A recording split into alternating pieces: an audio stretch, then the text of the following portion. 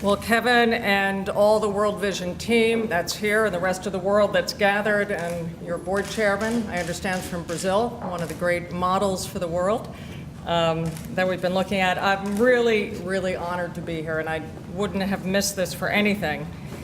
For the World Food Program, World Vision is our biggest NGO partner in the world. We're in more than 33 countries together. We've been working together for decades. And I just wanted to start, Kevin, if you don't mind, saying the 7 reasons why I love World Vision. I don't mind. Okay, good. First is the passion that your team brings to the work they do. These are purpose-driven people. We see it in the work and the quality that they bring, and that is something that marks the World Vision team around the world. The second thing I'd like to mention is the courage and bravery. We've been on the front lines with World Vision throughout the world, and they have staying power when the going gets tough, and that means a lot because often the work we do is the last line of defense for the most vulnerable people of the world, and if we leave, there's nothing there standing between them and the threats to their life and livelihood and well-being. The third is the work that I think you have pioneered. And I just want to state that for the World Food Program, about 60% of our work is through NGO partners. We constructed our strategic plan under a model where we feel our NGO partners really have the best feel often at the village level and can help bring solutions up and also understand how to construct programs in partnership with people in the world. And many of the best solutions and the changes in the way we do business have come from the work that you do. And in particular, you have done very pioneering work on the transition from emergencies to recovery to development. This is very powerful work, and you see some of it changing the very way we do business, and we have learned from you. The fourth is this village-led solutions, and I just want to, I'll talk about a few of the examples, but the dignity that you give to people, we see it. And so when we have a choice of who to partner with, we always know that World Vision is going to bring that respect and dignity that is due every human being, and so we appreciate that. The fifth is empowerment of people. World Vision wants people to have an ability to live their lives in dignity. We see that, and so I'm going to again give a few examples of that. And 5, hold on, I'm going to go to 6 here. Well, I'm just going to go to 7.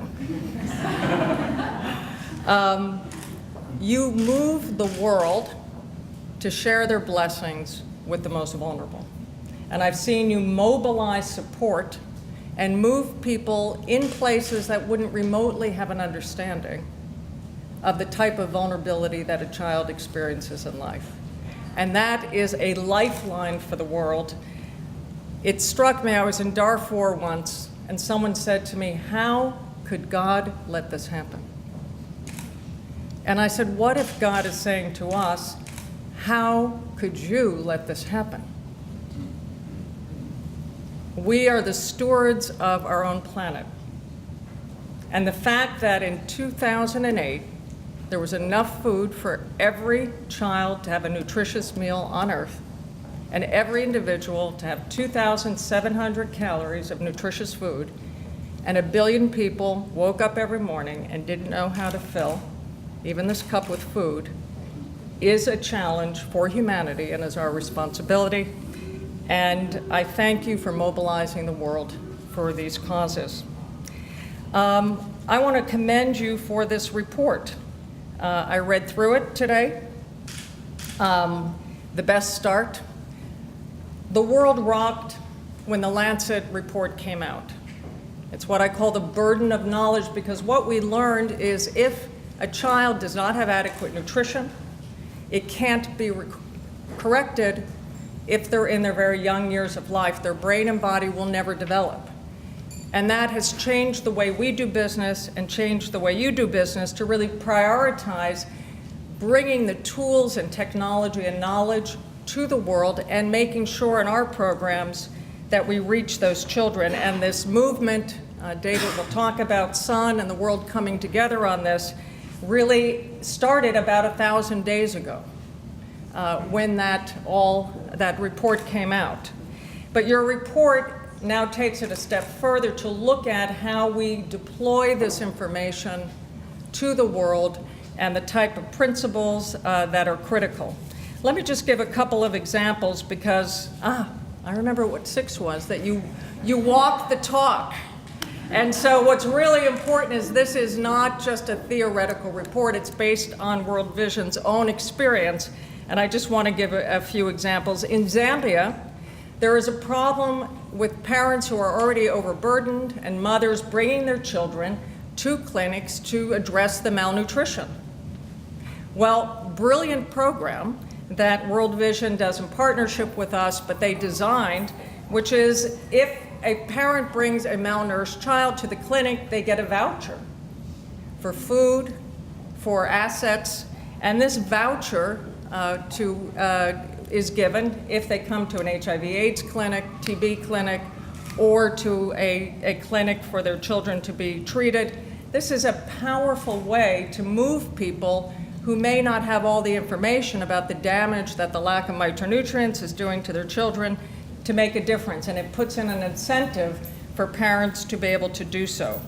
I love that program. In Kenya, there are thousands of people, tens of thousands, who are not on the emergency rolls in this drought in 5 major areas of Kenya, due to our partnership to give vouchers and cash for people who build assets, rainwater collection, who stabilize their own environment so they did not lose their livelihood, their livestock during this devastating drought. And these types of safety nets that ensure people have adequate access to nutritious food is another very practical solution. We have fabulous programs in Haiti, in Zimbabwe, and in Niger. I will just say, for me, that was the first time in history, in our history, where the emergency rollout to deal with that devastating drought last year was led by interventions to the under 2s. And World Vision reached over 500,000 children with us in a blanket supplementary feeding to rescue a generation of children whose brains and bodies would have been permanently damaged due to that. So I want to commend all of you. You're on the front lines. Your report is especially powerful because it's based on your knowledge and experience, and we're very, very proud to partner with you, and we look forward to many more years of partnership. I just want to show one picture because maybe I have an 8th reason why I love you, which is one of my biggest fears right now is cynicism taking hold, and you see it in the drought in the Horn of Africa. We hear people saying nothing ever changes.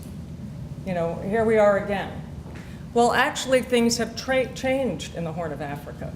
At this point in the drought in 1986-87, probably 500,000 people were already lost in Ethiopia, and 1 million in the end, and we do not see people dying in the Horn of Africa except in the areas where no aid is reaching.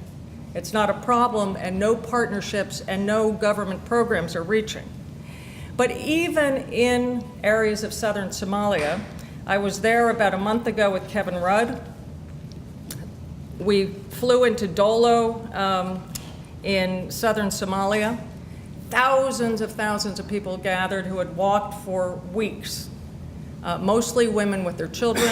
The women, a common story was leaving children by the road to die as they triaged and tried to get the ones who would make it out to find the food. And we have scaled up the programs in the areas where they can be reached.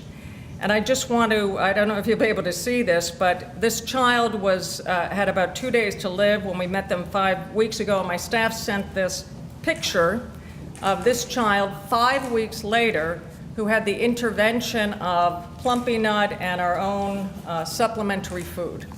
And so I just want to say, you're doing this work with millions of people, but the cynicism is misplaced.